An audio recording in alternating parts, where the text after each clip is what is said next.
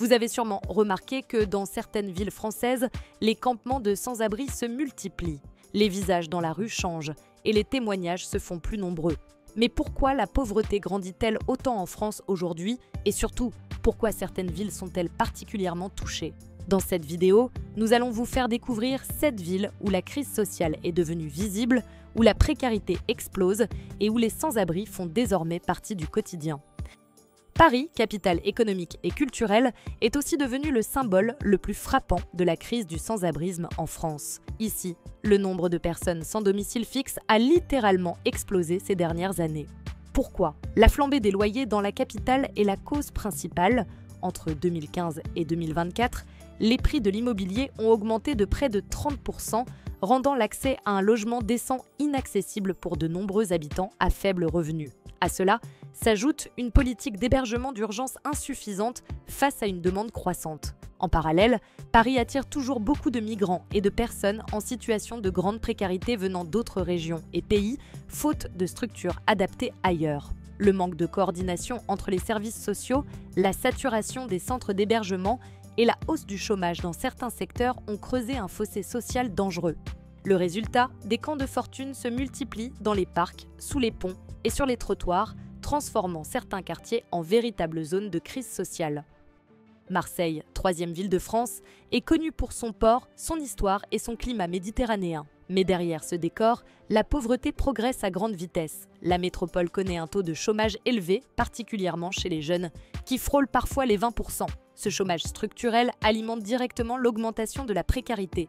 En parallèle, les quartiers populaires souffrent d'une forte dégradation des services publics et d'une insécurité croissante, poussant de plus en plus de familles à la rue. Marseille est aussi une ville d'arrivée pour de nombreux migrants venus d'Afrique ou du Moyen-Orient cherchant refuge et opportunités. Sans accompagnement suffisant, ces populations se retrouvent souvent sans logement, ce qui accentue la crise du sans-abrisme. Enfin, la politique locale a du mal à contenir cette montée de la pauvreté entre manque de moyens, tensions sociales et complexité administrative. Cette situation dégrade le cadre de vie et la réputation de la ville.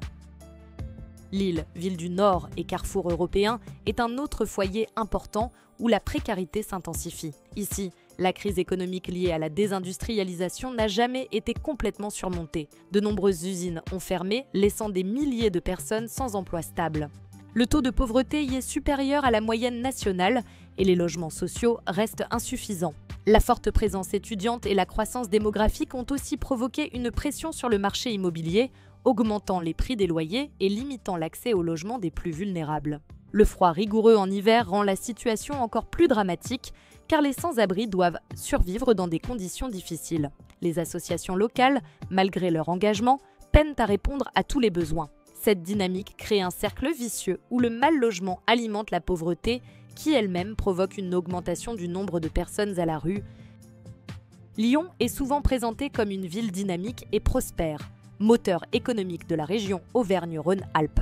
Pourtant, derrière cette image brillante, la pauvreté y croît également. Le marché de l'emploi, très concurrentiel, laisse sur le côté des populations fragilisées, notamment les travailleurs précaires, les familles monoparentales et les jeunes sans qualification. Lyon connaît un problème récurrent d'insuffisance de logements sociaux, ce qui fait que de nombreuses personnes à faible revenu ne peuvent pas se loger décemment. De plus, la spéculation immobilière dans certains quartiers populaires pousse ses habitants vers la rue ou vers des hébergements précaires. Enfin, l'augmentation des prix dans le centre-ville entraîne un déplacement progressif des plus pauvres vers la périphérie, où les infrastructures sociales sont moins développées. Toulouse, ville étudiante par excellence, doit faire face à une double problématique, la crise du logement étudiant et la montée de la pauvreté. Avec plus de 100 000 étudiants, la pression sur le parc locatif est énorme, ce qui fait grimper les loyers et exclut de nombreuses personnes en difficulté.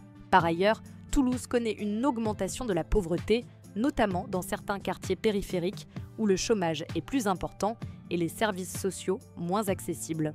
Le phénomène des SDF étudiants se développe avec des jeunes contraints de dormir dans la rue ou dans des conditions précaires, faute d'alternatives. Cette situation révèle un problème plus large de manque de coordination entre acteurs publics et associatifs pour accompagner ces populations fragiles.